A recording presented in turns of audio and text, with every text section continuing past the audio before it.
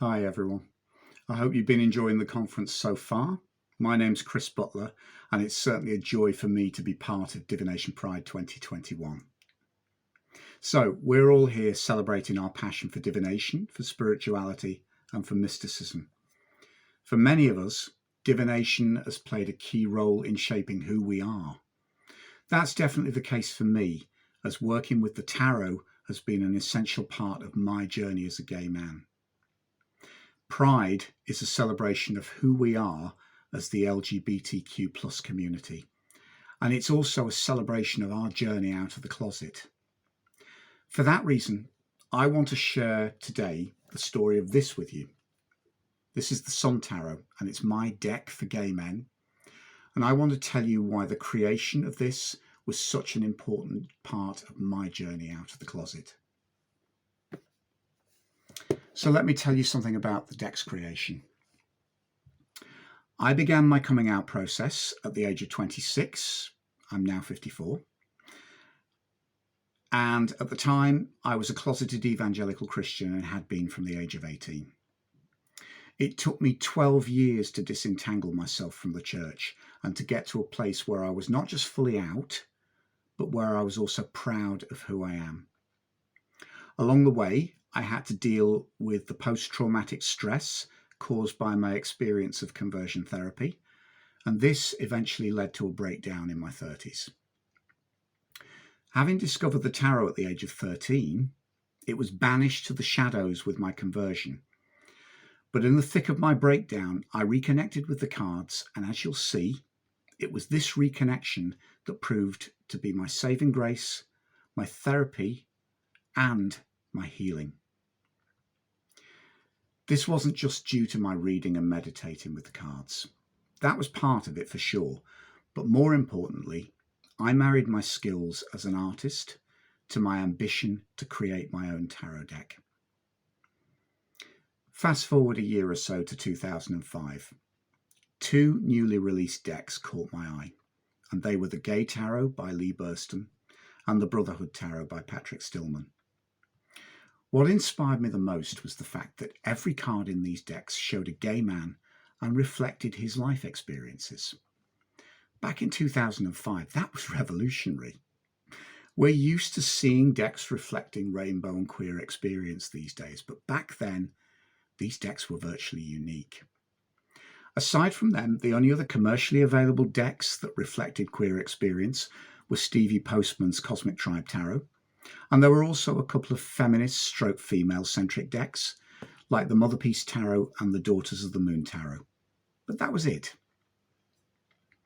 When I saw Lee's and Patrick's decks, I knew I wanted to create something similar. But I didn't realise how much my urge to create was also going to be an essential rite of passage for me as a gay man. So how did creating the deck and writing the accompanying book change me? Well, for a start, Patrick and Lee became firm friends, and Lee gave me a piece of wisdom that has stayed with me to the present day. Lee told me in one of our early conversations that it wasn't just about coming out. Coming out is just the beginning of the process. And once you've come out, it's then about coming in to yourself. And that is a process of integration and a process of self-acceptance. So for me, I went from a scarred, former evangelical Christian to an out and proud, happy gay man during the process of creating this deck. The creation process aided the healing of wounds inflicted by a homophobic and misogynistic religious culture. The creative process taught me to love myself. The creative process showed me what a strong, affirmed gay man could look like. I learned to see that man in myself. The creation process helped me to both affirm my masculinity and to integrate my true feminine aspects without shame for the first time. So in a wider sense, how can the tarot affirm us as a community? Well, The tarot is a mirror to help us see and understand ourselves. The tarot is a mirror for our gender and sexual identities, and that's why I believe so many of us are drawn to the tarot. It's a picture book of possibilities. It shows us who we are and what we can be. It contains archetypes of the higher masculine and the higher feminine. And that, as far as I'm concerned, goes beyond the mere male and female.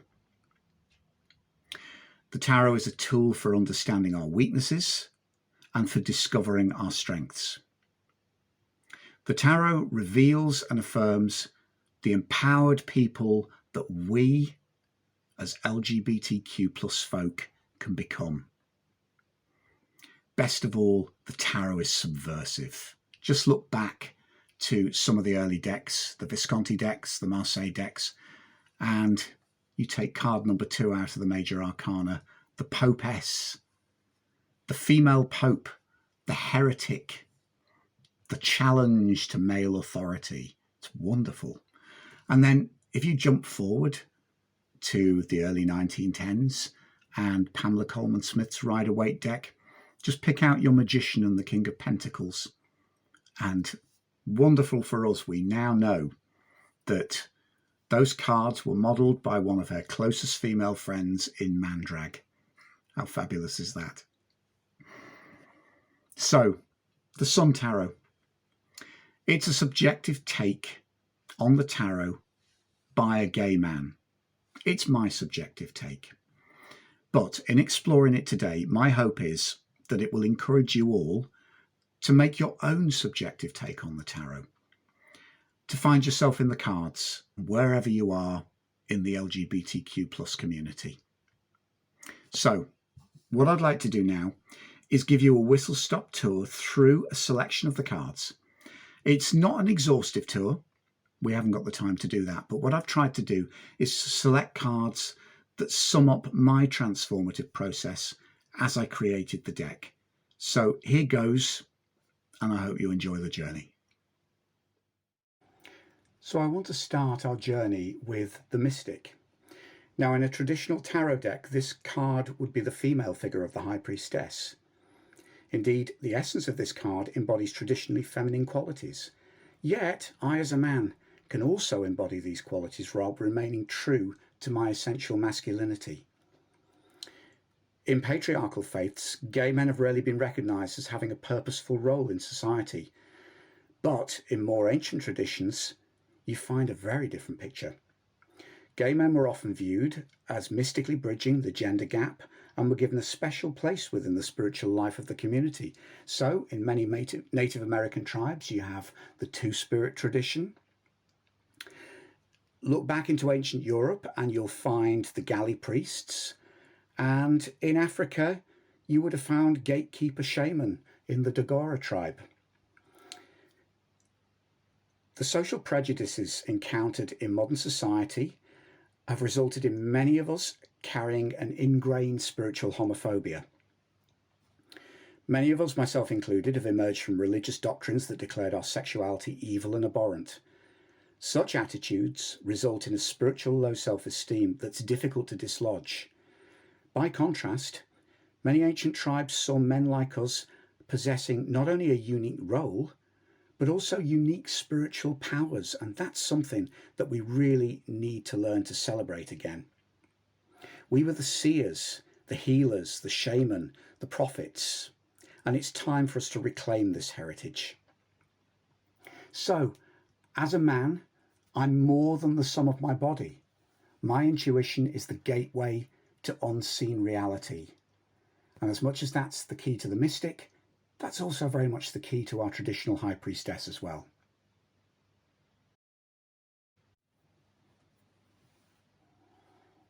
Next up, I want to show you the Bountiful card. Now again, in the traditional deck, number 3, this would be the Empress. But I'm showing here that men can equally embody all the qualities inherent in this traditional figure.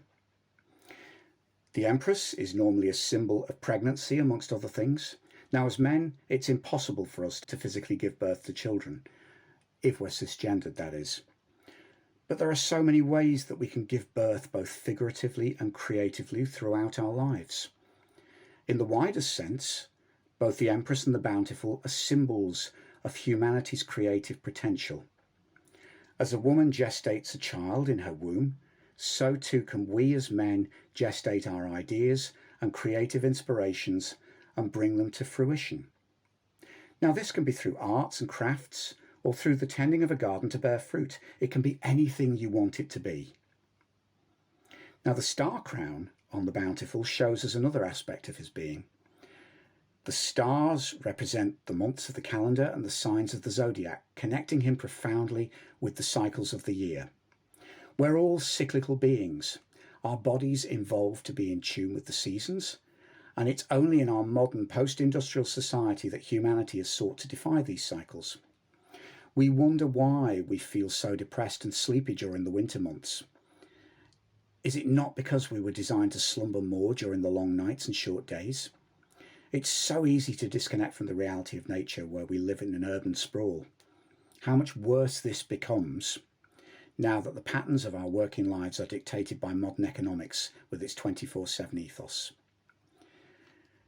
Now, the Bountiful is also the green man of traditional pagan lore. He's the spirit of the earth and its potential for fruitfulness. So, as a man, I too can be gentle, I too can be fruitful, and I too can be nurturing.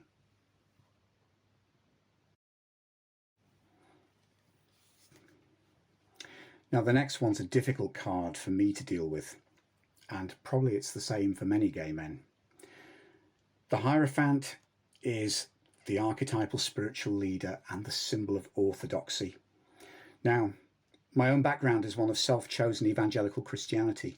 I no longer follow this path, but I converted by my own choice at the age of 18.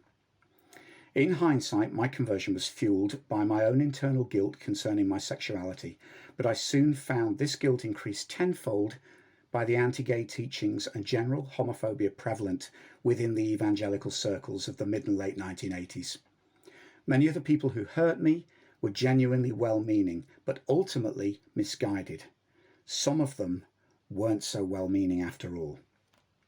Now, one thing I know for certain is that this scenario isn't exclusively the preserve of certain forms of Christianity. Many of you involved in other forms of organised religion will have experienced similar negativity and prejudice. Despite this, we need this archetype in our lives. If he isn't a specific figure such as the Pope, an Archbishop, a priest, a mullah, a monk, or a guru, then he is the symbolic figure of all the positive received wisdom that thousands of years of worship have brought humanity in their various forms and guises. Now, the Hierophant should represent the good teachings the world's religions can give us, and we need to be careful not to throw the baby out with the bathwater as we process our anger and resentment towards the various religious establishments that wronged us. It's quite a revelation, and it was for me, to discover that I was loved by God, the Goddess, the Divine Presence, or whatever else I might name him, her, or they. It's also a great step forward to realise that I can acknowledge this despite the poor and misguided behaviour of some of the goddesses or divinities' representatives. So the Hierophant is a real double-edged sword. It's the double-edged sword of religion and tradition. Many of us, as LGBTQ folk, have been victims of religious prejudice, but we become the poorer if we cast aside our spirituality altogether. So what did I need to learn from this card? Well, what I needed to learn was that the tradition that I'd been expected to follow, but in effect I was being locked out of, is as much mine as it is anyone else's. So as a gay man, I too can be an affirming spiritual guide, and hopefully as I grow, I will be a more positive guide than the people that sought to guide me. So moving on to the lovers. There's a very simple message here, and it's one that I needed to tell myself while I was creating this card, and that message is that our relationships are as hallowed as straight relationships. For many of us, this card embodies our dream to know and to be known at the deepest, most intimate level by another man. This is the bond that only the lovers know. Despite all the desires that this image evokes, it isn't an easy card, and in that it certainly captures the reality of true love. Our lovers are opposites, one positive, one negative. It's the law of the universe that opposites attract, and more often than not, the most successful relationships happen when men who are wildly different yet complementary in their natures come together and enrich each other's. To thrive and grow, we need to recognise sameness in our partner. This sameness shows us we aren't alone in who we are. Another feels and acts as we do, yet we also need difference to expand. The opposite and complementary qualities of our partner's natures draw us up and out of ourselves, teaching us the world is a wider place than our own worldviews had previously allowed for.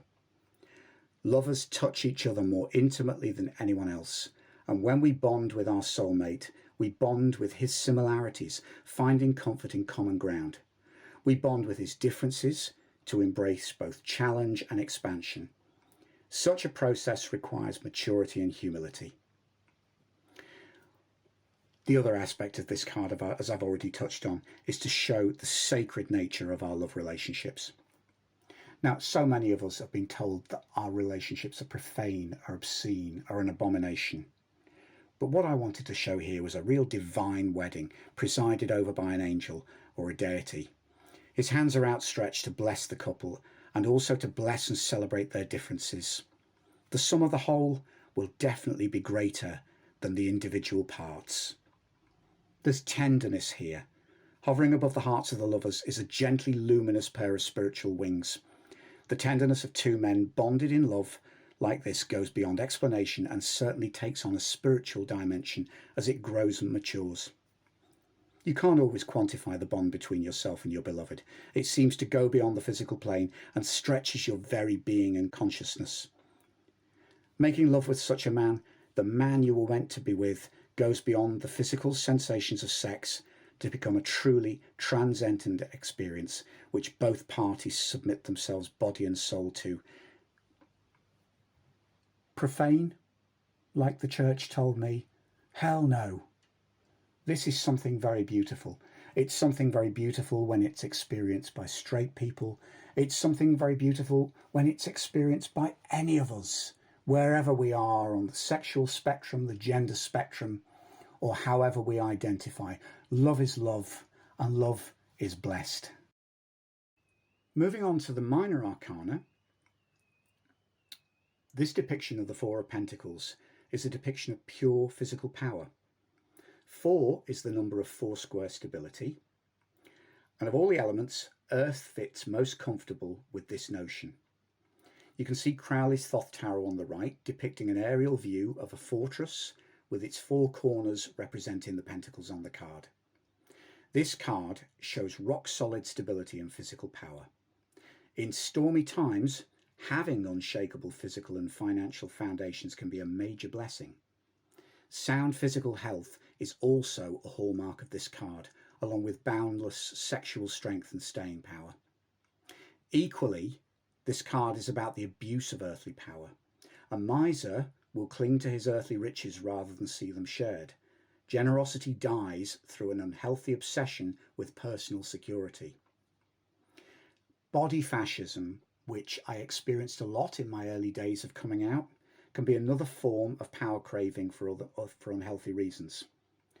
My card shows a muscle man surrounded by a 4-square cage of pentacles. Looking on enviously is another man who craves to have the same physical appearance as our prisoner. Misplaced pride and envy are 2 factors in this image.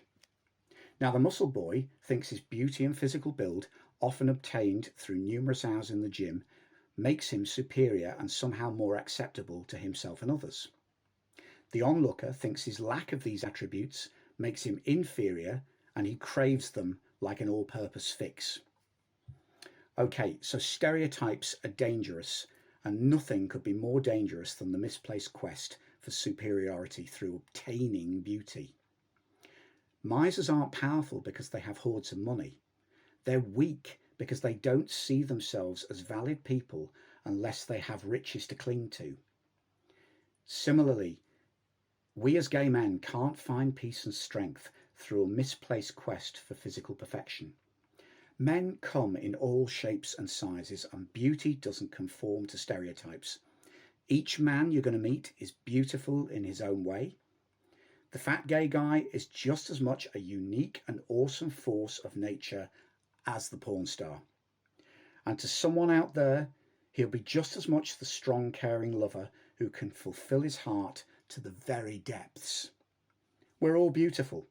To be natural and happy with yourself the way you were made is one of the greatest affirmations you can know.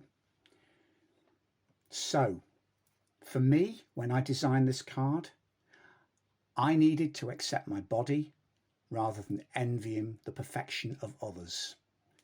And that's an important message for all of us. So here we are with the Ten of Pentacles, the card of shared wealth. Now, traditional cards, like the Rider-Waite on the right, show a wealthy family in a castle courtyard. For many gay men, the families we build for ourselves from our gay friends increasingly become the most important family units as we grow older. Now, I'm lucky. I have an accepting and loving biological family. But some of my friends haven't been so lucky. In the most extreme case, one of my friends was so badly assaulted by his father when he came out that he suffered a broken arm. Such gay men would be alone except for the unspoken family adoption that often goes on between friends. Now, I'm using my gay friends as an example, but this can equally apply to all of us within the LGBT community. Gay men, in my experience, have become mothers, fathers, brothers, and sisters to each other in such circumstances. Luckily, some of the happiest Christmas tables I've ever seen have been surrounded by such men who've formed their own surrogate families. Now, they understand what true wealth is. They understand a healthy and laden table shared with those who love you unconditionally. So this begs the question, where can I and where can we make a difference? How can we make our wealth come alive by sharing it? Look at your family, look at your friends, and look at your support networks. Ask if you're giving out as much as you're receiving. For the wealth in this card is about enjoying the full fruits of divine blessing, but it's equally about using those gifts, the gifts of the gods, to spread a little happiness. Your own happiness will increase as a result. And ultimately, what this card says, that when we need to, we can choose our own family. I can choose my own family. So moving on to the Three of Swords. This is a difficult one for me because in many ways it's probably one of the most personal cards out of the deck. And believe it or not, it's a strange place to start, but this was the first image that I completed for the Sun Tarot. Now, I understand so much better now why I was drawn to do this image first. We all know this card from the Rider-Waite Tarot, the heart pierced through by three swords. And this is about heartache, it's about bereavement, it's about grief, it's about trauma. And actually, what I was creating through this image, I now understand that I was channeling an expression of all of the trauma of my experience in the church and all of the grief and heartache that caused into this card. So I wanted anyone who saw this card to know what that broken heart feels like. It's something that we've all experienced on some level or another throughout the time of our existence. When our heart's broken, we scream in agony. We scream in pain. The great thing with this card is it's a 3. It's only the third card out of a cycle of 10. So actually what this gives us is hope that we can move forward from this pain, we can process it, and we can survive it. So for me, the message in this card was the fact that I could choose to face the pain my abusers caused me. So if we've looked at the pain that I've been caused, This next card is uncomfortable because I'm looking at the pain that I can potentially cause to other people. So, the image shows the outcome of a particularly nasty war of words. There's an obvious victor whose arrogance is expressed by the obscenity of his hand gesture.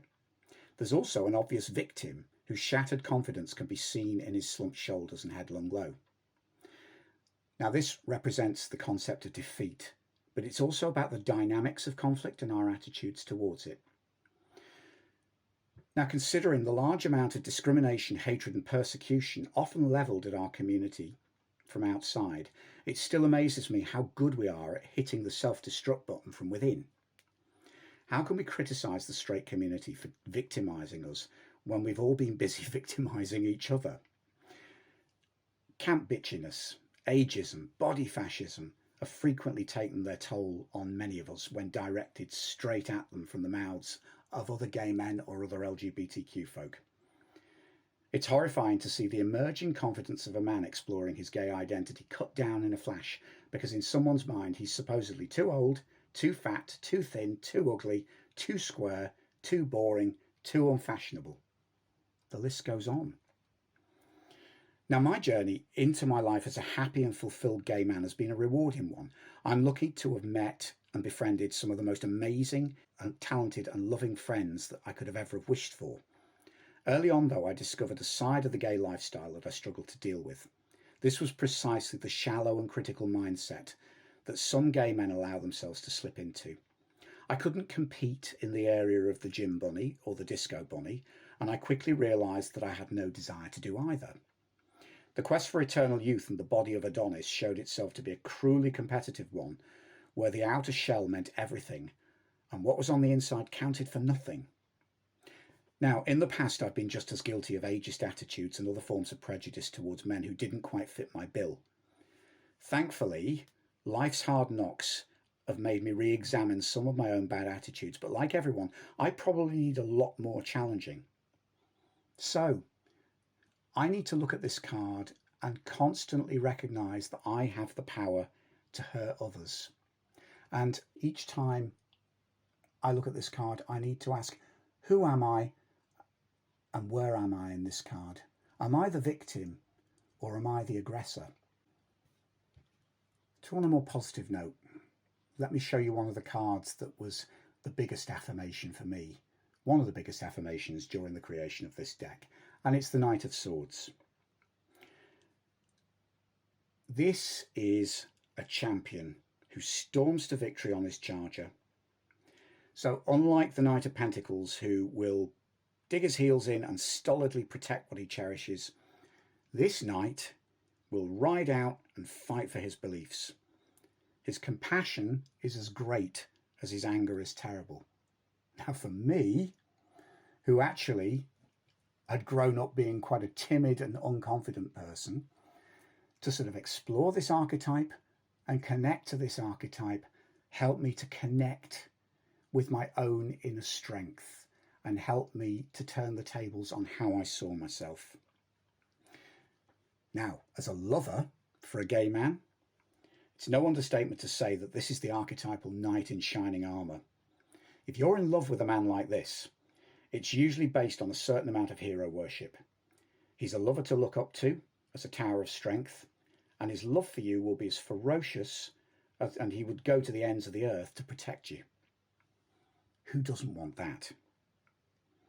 If you're with a man like this, you'll never be alone in a crisis. He'll be there to support you every step of the way while fighting your corner. There are times when his intensity can seem a little cold and you'll wonder what's going on in his head. Physically, if you like your lovemaking wild and untamable, then this is your man. On every level, his power and swiftness are difficult to resist. Now, we all want to meet one of these, and hopefully all of us can be confident enough to channel a person like this. So my lesson from the Knight of Swords is that I too can be strong and victorious, and best of all, I am not a victim.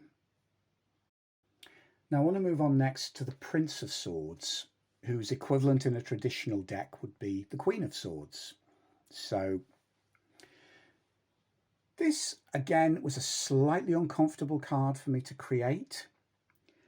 You can see that my prince is very cautiously removing his mask, and you see the same broken heart that we saw on the Three of Swords as a tattoo on his cheek. But you notice that the heart has been cut with a pair of scissors. Dark clouds, rainstorms, and lightning, they all symbolize upheaval. Ally these to the divisive nature of the sword, and we begin to see that this prince is the archetypal divorcee, or a man who has been widowed. He knows only too well the anguish of a broken relationship, and though through much soul searching he's come to understand both his former lover's mistakes and his own shortcomings, bitter experience has taught him not to suffer fools gladly. Honesty is paramount to him, and he will not tolerate insincerity or compromise. He speaks the truth bluntly and calls hypocrisy by its name. A single word from this man has the power to cut through 1,000 lies. Now, as a lover, it's difficult to win this man's trust. After all, he's been hurt in the past, and it takes time before he'll lower his protective mask for you. When he does, he'll bring both wisdom and maturity to your relationship. He understands the pain of loss or relationship breakdown and has matured through the process. He takes nothing about you or your love for another for granted, for he knows just how easily it can all evaporate.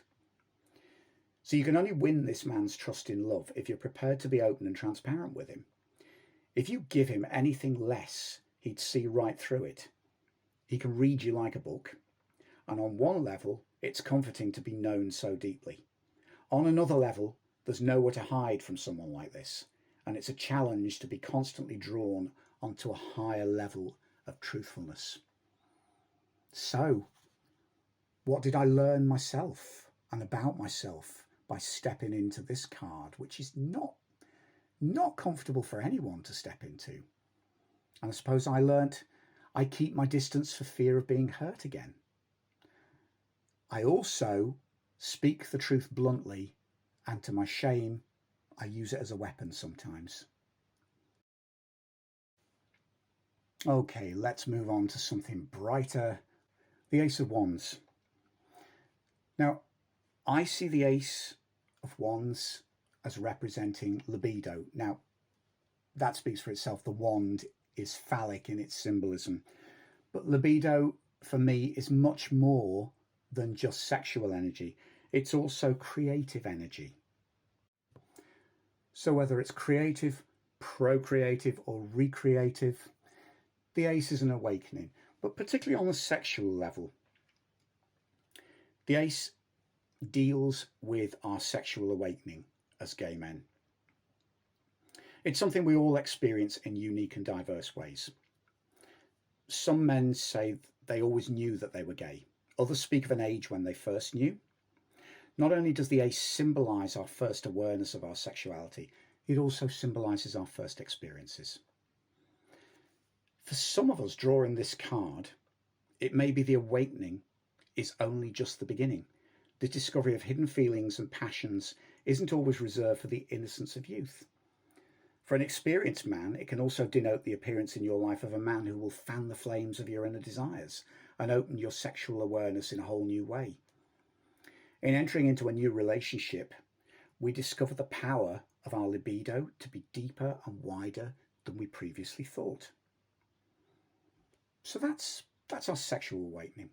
On a wider level, the Ace of Wands can also represent birth. It can be a literal symbol of the birth of a child, the culmination of a man's procreative drives. But on a more practical level, it can also symbolise the adoption of a child and the beginning of that child's life with its new parents. Now, as gay men wanting children, this is the most practical route that many of us can take. We may not be physically giving birth, but we're still creatively giving birth to a new family unit. So on a purely creative level, the Ace of Wands embodies the source of our creative powers. But for me, my special lesson in designing this card centered around my libido and my sexuality. And what I had to learn in this design is that my libido is hallowed, my libido is pure, my libido is part of my creative potential. And that's, again, free from all the shame that society and religion had previously foisted on me. So moving on to the Six of Wands, this is one of my favourite cards from the whole deck, and it was one that probably brought me the most joy to create. So there's a story behind this card. I mean, you can see the Rider card on the right with its victory procession and the knight wearing the laurel wreath and carrying another laurel wreath on his wand. So in my card, I wanted to show a hero of a particular type.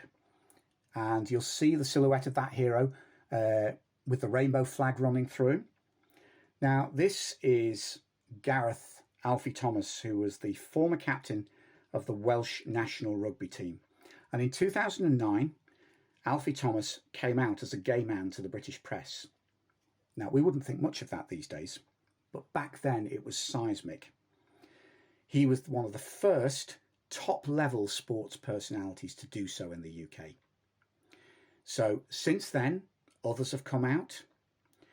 Now, for me, men like these are living proof of what gay men can accomplish in a world of professional sport and also in other areas where we were previously told we cannot go.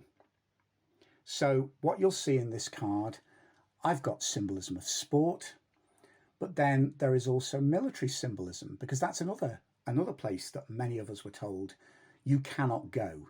You know, so many countries have bans on LGBT folk serving within their military. Some of those are still active to this day.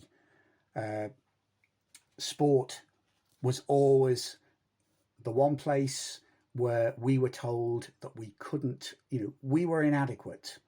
You know, our sexuality made us less than men, therefore we wouldn't succeed at sport.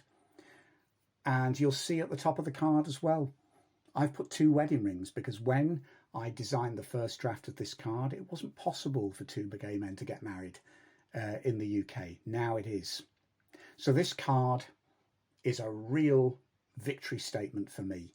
And it's a victory statement for gay men and the LGBTQ plus community, because it shows that we are no different from anyone else. Our sexuality, our gender identity, how we see ourselves, how we live our lives does not matter. You know, we can take our place among the heroes. We can take our place among the victors. So what was the lesson for me in this card? I am a strong man. We are winners. We can go all those places where we were told we had no place. And that, for me, is one of the biggest joys of all. So we've looked at the winners. Now, what I want to do here with the Nine of Wands is for us to look at the real strong men in our lives. So you can see here a wounded man clinging firmly to one of the 9 wands as a firestorm rages around him.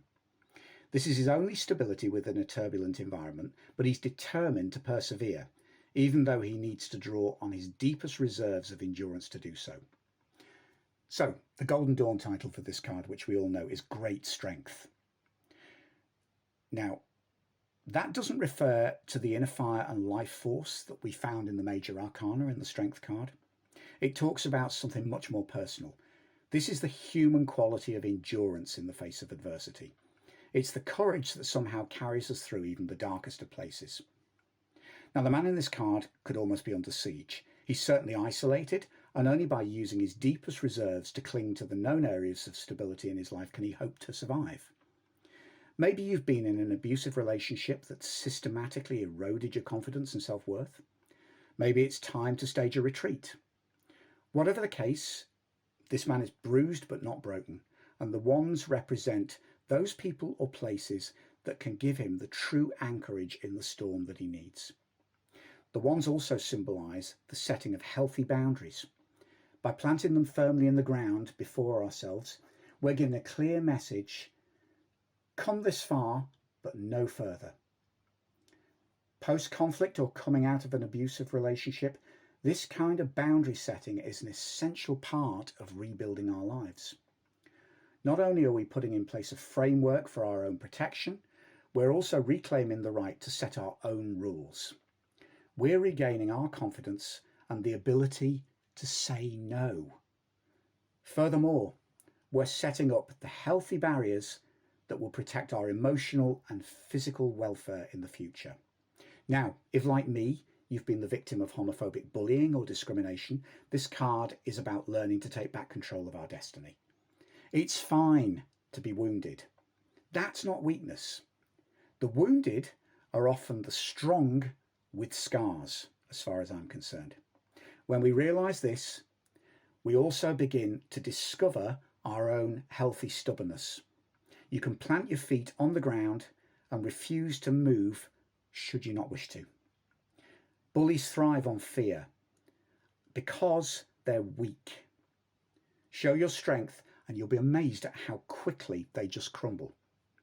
So when opposition's too much and you find yourself out of your depth, there's no shame in retreat. At times like this, we plant the wands as a defensive barrier to hide behind. Sometimes we've just got to admit defeat and walk away. At times like this is the strongest thing to do. Strength is also about knowing our own limitations. Sometimes we fight, sometimes we take flight so that we can fight another day. So, I may be wounded, but I won't be broken. Now here's another card I love. This is my equivalent of the Queen of Wands, the Prince of Wands. And for me, there was one simple message in this card: sexuality expressed without shame. Now, the reason that's the central message for me here is I've always seen the Queen of Wands as an overtly sexual figure. She sits on her throne proudly, legs apart. She's vibrant, she's there, she's formidable. And I've taken what I perceived as that proud sexual element in that card, and I've translated it into something visually different, but hopefully which expresses a similar sentiment. You can see from this card, it is overtly phallic with the sunflowers and the wand of light. I'm also showing the phallic wand connected to the third eye. So what I wanted to show here was a kind of holistic channel right through the chakras from the base to the head. So this is someone for whom there's a constant flow of sacred, sexual and creative energy. They're deeply connected to the unseen spiritual world around them. Fire touches, knows and transforms. So this man has a deep talent for understanding the inner lives of both himself and others. It's difficult not to feel the influence of someone like this, as their very presence in your life has a profound effect. Now, as a lover and on a sexual level, he understands his body to a very deep level and spontaneously channels the full power of his libido so as to engulf you in ecstasy when you make love. Sex with a man like this is akin to a whirlpool of energy. You're both engulfed and ignited at the same time. He's the hidden fire within us. This is an incredible character where sexuality, spirituality, connectivity all meet in one. There's joy in this card, and to actually step into this card is to really embrace your own inner power and to channel your libido and your creativity in the most joyous way possible. So let's move out of the realm of fire and into the calm and cool realm of water with the Three of Cups. So you can see from this one, I based it again loosely on Pamela Coleman-Smith's image, but I've got some different things to say here. Traditional Three of Cups, for me, talks of friendship, celebration, and also in traditional fortune-telling terms, it can talk of the birth of a child and all the celebration that goes with that. So a lot of those things are in my Three of Cups, but again, you can see three men, three friends, or are they three lovers? So we've been in, if we've previously looked at the Two of Cups, that speaks very much of one-on-one relationships. But when we get to number 3, that dynamic is opened out to include the wider world. Now, for us as gay men, that can mean so many things. That can mean, as a couple, opening our doors to embrace friends, opening our doors to the wider world. But then I wanted my Three of Cups to say that we can also choose the shape and nature of our relationships. Is this an open relationship?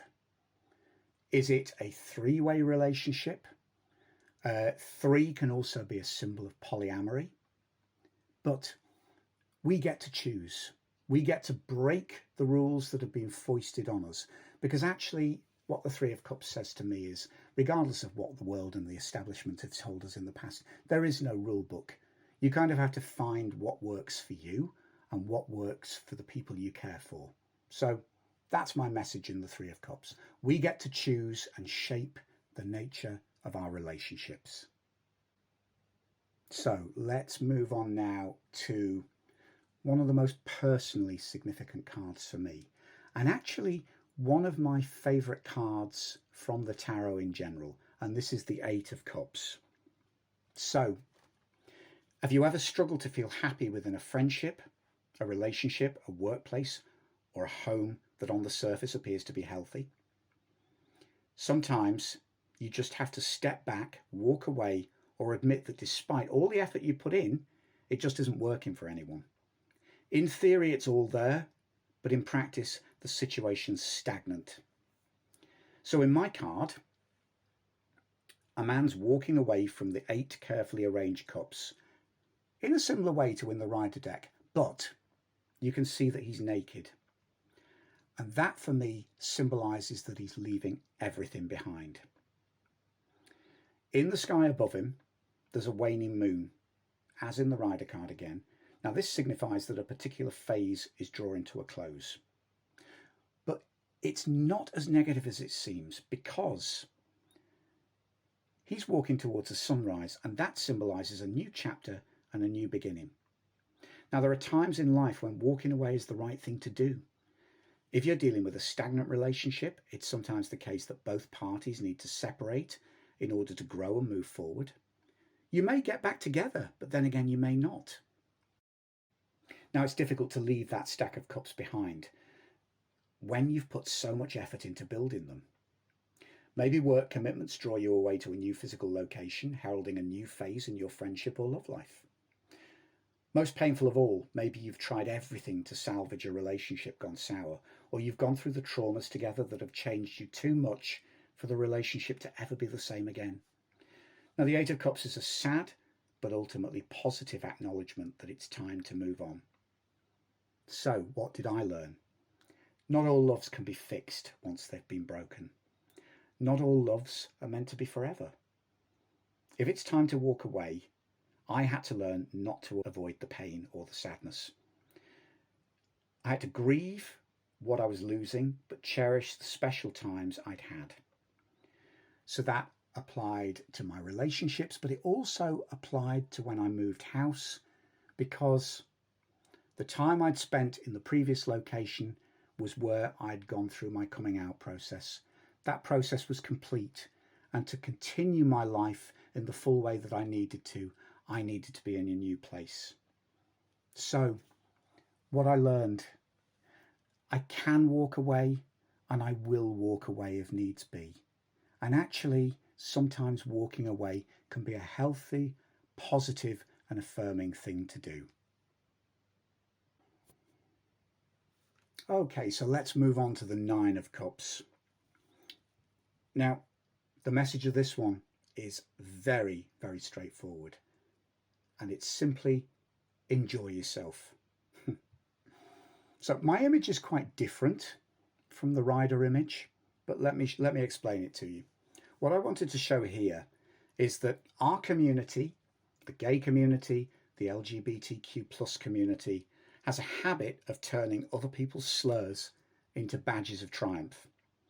So in the gay community, the words fairy, faggot, and queen, to name but a few, have entered our vocabulary as part of our collective humour, despite their origins as terms of debasement in less tolerant days.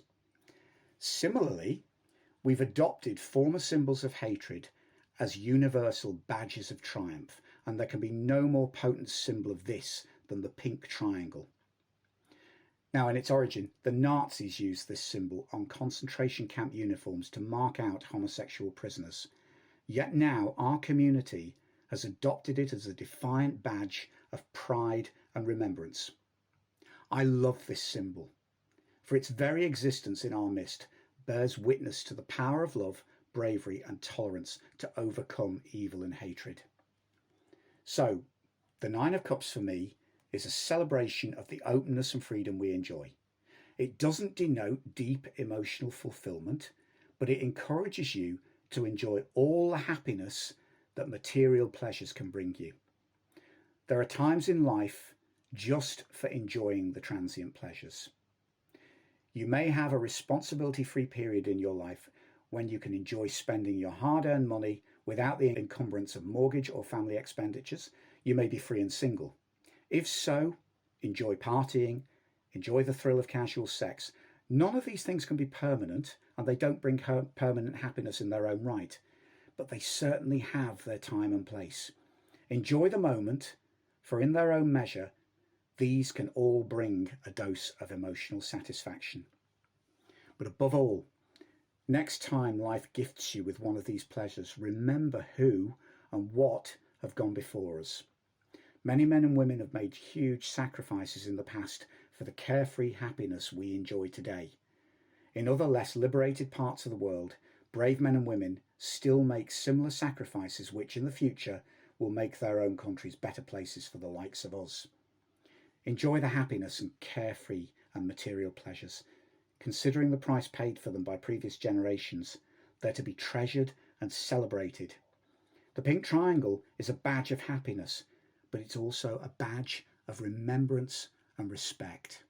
So, it's fine to have fun, but best of all, we can turn adversity into triumph. Okay, so moving on to our final card, the Prince of Cups. This is the kind of man I want to be. This is the kind of man that I would continually be striving to be. Whether I'm ever going to get there, who knows, but this man is an empath. He doesn't reason so much as he feels. He may not be able to tell you why he understands something, but you'll discover his understanding is uncannily accurate, particularly where people are concerned. This is a man who connects wholeheartedly. Life for him is not to be lived in isolation. He defines his life by the emotional connections he makes and the nourishment that flows to and fro through them. Now, if this man holds you close, you'll lose yourself in his eyes. If you look deep enough, you'll begin to see those eyes hold your reflection. To be with a man like this is to know and to be known, and connecting with him teaches you what it means for two to become one. The card shows his face tattooed with a heart. Now, this is similar to the Prince of Swords, but this heart isn't rent, this heart isn't broken. He's floating within an ocean of feelings from which emerges a representation of the Kabbalistic tree of life. Just as the spheres of the tree are interconnected, so is his heart interconnected with those all around him. So, the Prince of Cups represents our ability to experience our emotions freely and to understand them. He represents our ability to reach out and to connect with others in a compassionate way. So, this is who I want to be. This is who I have the capacity to be. So the message from this card, I, as a gay man, have the capacity to connect. You, as gay men, have the capacity to connect. We have the capacity to feel, we have the capacity to empathize, and most of all, we have the capacity to love. Well, that's my whistle-stop tour of the Sun Tarot. As I say, it's not every card, but hopefully the ones I've chosen will give you a good idea of what the deck's about. The Sun Tarot is my very specific and very subjective take on the tarot as a gay man. If nothing else, I hope that for all of us, for all of you, the wider LGBTQ plus community, it's shown you that you too can take the tarot and it won't just reflect the broad sweep of your life, but also the finer details. The tarot is for all of us. If you'd like to purchase the Sun Tarot, you'll find it's available from Schiffer Books and widely available on Amazon. Thank you so much for watching thus far, and thanks so much for Tony for inviting me to be part of Divination Pride 2021. Thanks a lot.